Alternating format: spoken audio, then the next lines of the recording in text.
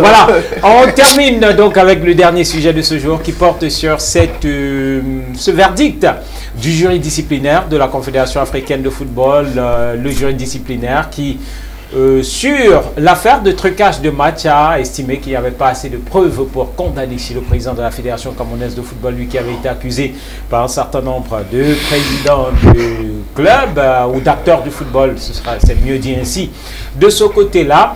Et sur la deuxième affaire, portant sur le conflit d'intérêts dans l'affaire OneXBet, eh bien, le jury disciplinaire de la Confédération africaine de football, lui, a estimé que voilà, c'est une violation grave, c'est l'expression qui a été utilisée, et en termes de condamnation, voilà, 200 000 $ d'amende infligée au président de la Fédération camerounaise de football qui a décidé de faire appel à cette décision du jury disciplinaire. Alors, Sylvain Kwambi, on parlait de cette affaire lors de notre précédente et même de nos précédentes éditions.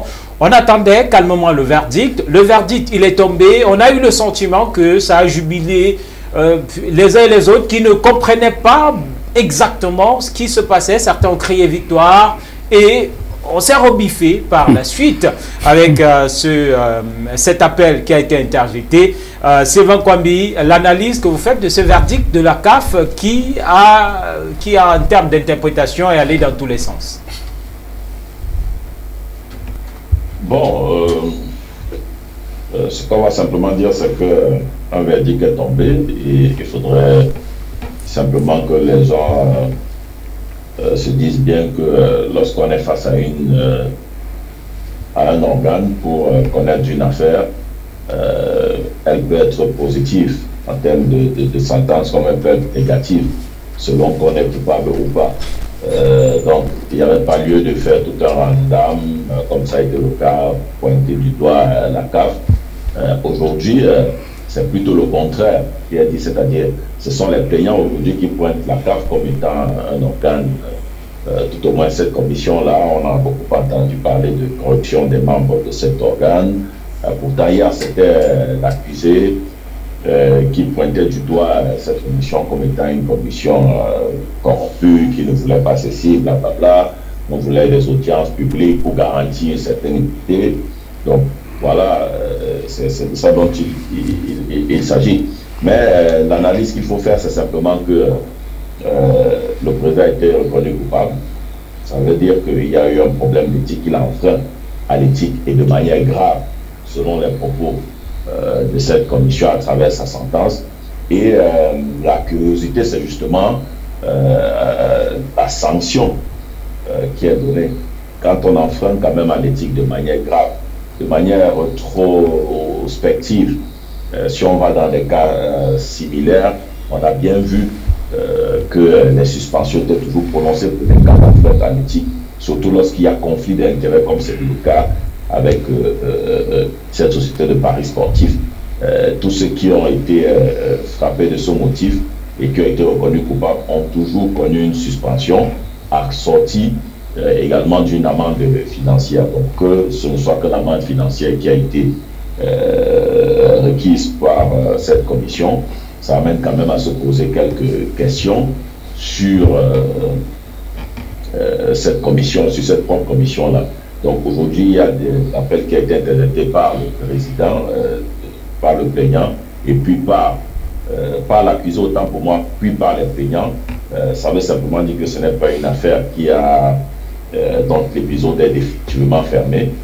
Il y a encore des rebondissements qui pourraient être vus parce que le motif est quand même assez grave. Enfreindre l'éthique, ce n'est pas une mince affaire. Les implications, ce sera que le concerné ne pourra plus se présenter à quelque poste que ce soit sur le plan de l'élection, ce qui justifie justement cet appel qui a été fait pour essayer de casser cette décision-là. Maintenant, sur le cas de la fraude, l'achat des matchs, trafic d'influence et tout, le jury disciplinaire estime que la preuve n'est pas suffisante. Je me serais peut-être attendu qu'on parle de preuves non fondées, parce que lorsqu'on dit que les preuves ne sont pas suffisantes, ça ne discute pas de manière définitive sur ce qui vous est reproché. On estime simplement que les preuves ne sont pas suffisantes. Donc moi, c'est l'analyse que je fais de la situation. Donc ça veut dire que quelque part, cette question de match truqué et consorts, ça pourrait bien être vrai selon le jury disciplinaire. Ça, c'est l'interprétation que je fais personnellement. Mais la preuve n'est pas suffisante pour justement vous impliquer. Si on avait dit preuve infondée, alors là, on aurait simplement compris qu'on était pratiquement dans un cas de diffamation. Donc, voilà l'analyse que je fais de la sentence de cette commission disciplinaire et on attend de voir ce que les différents appels vont produire. Voilà, qu'on se retrouve, Lucas, à 2 appels, c'est-à-dire le plaignant fait appel, le condamné fait appel. Est-ce que ça ne signifie pas qu'il y a problème? Oui, il y a problème dans la mesure où le plaignant a été condamné à verser 200 000 $ et le plaignant aussi n'est pas satisfait de la sentence parce que le plaignant il fallait absolument qu'il y ait une suspension. Oui, puisque les gars y allaient parce qu'ils voulaient une suspension du président de la Fédération camerounaise de football. Maintenant, il faut dire qu'on dit toujours en langage africain, le linge sale se lave en famille. Pourquoi est-ce qu'on est arrivé là? C'est parce que dans le football camerounais, pour le même ballon, on taxe certains des Glissiens et on taxe certains des Bous. Vous voyez à quel niveau le football camerounais a été divisé. Il faut dire que ce sont les Camerounais eux-mêmes qui ont porté ces affaires à la CAF. Parce qu'on parlait d'affaires, on parlait de Wanisbet et on parlait d'affaires de matchs truqués. Pourquoi? Maintenant, une autre analyse dans cette affaire, c'est que dans le territoire camerounais et dans le championnat camerounais, suspendu parce qu'ils ont parié parce qu'ils jouaient au jeu, au paris sportif. Maintenant, le président de la fédération a été blanchi pour une suspension et a été condamné à verser 200 millions $200 000 qui est équivalent à 120 millions. Bon, j'étais pas très fort de francs CFA. Maintenant, s'il y a des contre-attaques, parce que ce sont des contre-attaques, c'est parce que chacun voudrait à un moment donné être satisfait de ce que lui il pense. Sylvain l'a si bien dit, cette condamnation ne permet plus au président de la fédération de pouvoir briguer un mandat. Et on parlait d'incidence. L'incidence, c'est que les Camerounais et la fédération camerounaise de football, à l'international, on considérera notre fédération comme une fédération des truqueurs et une fédération des paris sportifs. C'est là au moins que l'image du football camerounais est salie. On va prendre un coup. Narcisse Oum sur la question. Finalement, plaignant, accusé, tout le monde se plaint du verdict. Mais normal, puisque ce tribunal n'a pas compétence de juger cette affaire. Il faut être honnête, je ne vais pas dans les détails. Et maintenant qu'il y a eu sentence, normal que la partie adverse puisse faire appel. Donc, la partie adverse. Adverse, ça veut dire que le président de la Fédération camerounaise de football qui a été condamné par un tribunal qui n'a pas compétence de juger cette affaire. Une commission ou pas un tribunal? Une commission, autant pour moi. Cette commission n'a pas compétence de juger cette affaire. Parce que s'il fallait le faire, c'est que dans tout le monde entier, surtout en Amérique du Sud, c'est que beaucoup de présidents se sont retrouvés dans la même logique. La preuve en est qu'il n'a pas été condamné, mais c'est les amendes simplement, parce que je dis cette commission n'a pas compétence. Maintenant, d'autres ont fait appel. Oui, normal. Dans leur tête, tout à l'heure vous avez dit d'aucuns espérer, non, on jubilé.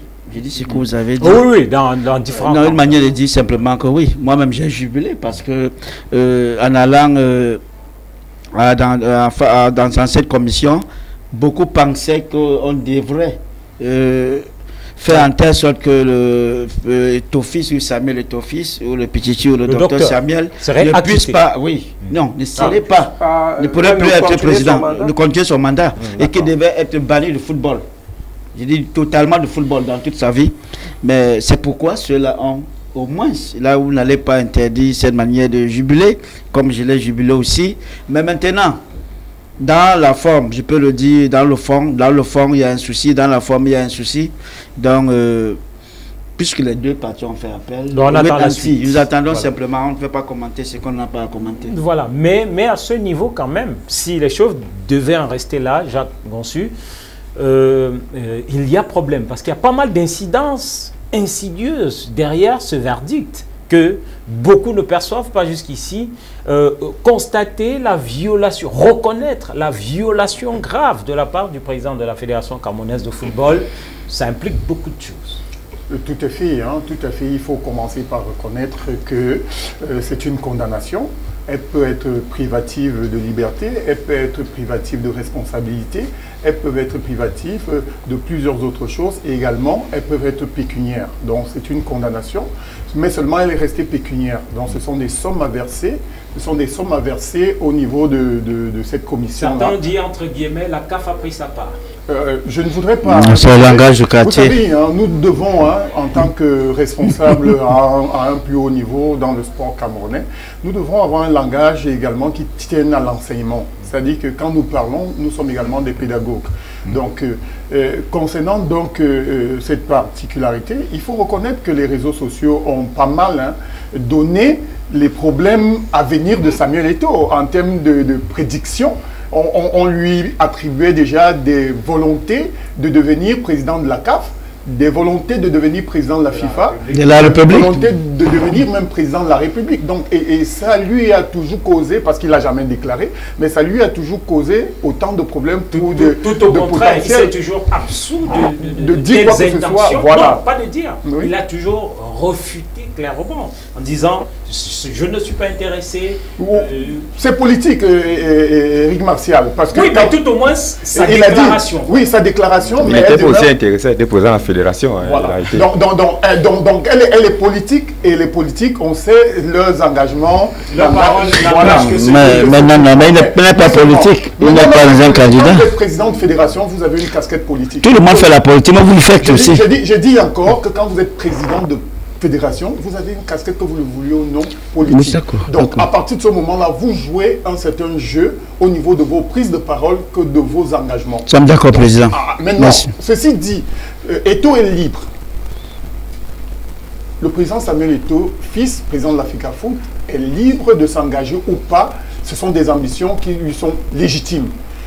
Il a été condamné. Est-ce que cette juridiction a le droit de le condamner? C'est la question. Je ne veux pas entrer, je pose des interrogations. Mais non, il y a aussi des voies de recours. Et c'est ce qu'il a fait. Il a dit, cette condamnation, je ne la prends pas. Pourquoi? Parce qu'elle sous-entend maintenant que le fait que la condamnation, comme l'a si bien relevé Sylvain, ait des incidences sur son avenir dans le football en termes de haute responsabilité, il va de son droit le plus absolu de chercher à casser ces dérives, entre guillemets, qui laver son honneur pour rester en course. Parce que Samuel Eto'o n'est pas que camerounais. Moi, je l'ai toujours dit, hein, outre les combats des réseaux sociaux et autres contre les pots ou contre Samuel Eto'o, moi, je dis ce que cet homme a fourni pour le sport camerounais, africain et mondial, n'est pas à traîner dans la boue. On protège les icônes parce que ce sont des modèles qu'on érige pour que la génération qui vient derrière sache se battre autant que lui, de dire que tout le tribalisme, tout le racisme qu'ils ont vécu dans le sport, je dis bien dans le sport, en tant qu'homme de couleur, homme noir, que ce soit l'Afrique qui soit un peu la main du bourreau, il faut faire très attention à cela. Mais Jacques, à ce niveau, on vous dira que les Sept Blatter, les Platini et bien d'autres qui eux aussi ont fait face à la justice sportive. Est-ce que l'argument là ne serait pas léger? S'il y a faute, il y a sanction. Non, s'il y a faute, on l'a bien dit. Oui, s'il y a faute, il y a sanction. On l'a bien dit. Donc non, je voudrais, parce que moi je vais mettre un tel argument. Non, pour ceux qui... On a dit tout à l'heure avant qu'on ne sorte au verdict définitif. On avait déjà condamné. C'est juridiction par juridiction. Jusqu'à ce que le verdict final de la dernière juridiction possible soit rendu. Pour que ça se soit vraiment acté. J'ai quelques éléments à relever. Est-ce que, comme Sylvain disait, cette condamnation est suspensive ou pas du tout. C'est la question. Il faut regarder où est-ce que ça va gêner. Mais je dirais que les mains noires, moi j'évoque ici les mains noires qui sont en train de contribuer à tout prix à descendre Samuel Eto'o. Des personnes comme ça, il n'existe pour, ne serait-ce que la capacité de l'Africain à œuvrer dans l'évolution du monde. Il n'en existe que tous les 100 ans, des personnes à se donner, dans le contexte où tout est verrouillé, hein, parce qu'il faut le savoir, il y a des choses qui sont verrouillées à des niveaux internationaux, où pour passer les mailles, il faut être très fort, et Samuel Eto'o est un homme qui a été très fort, et c'est le porte-étendard de l'Afrique dans beaucoup de choses à l'intérieur. Très bien.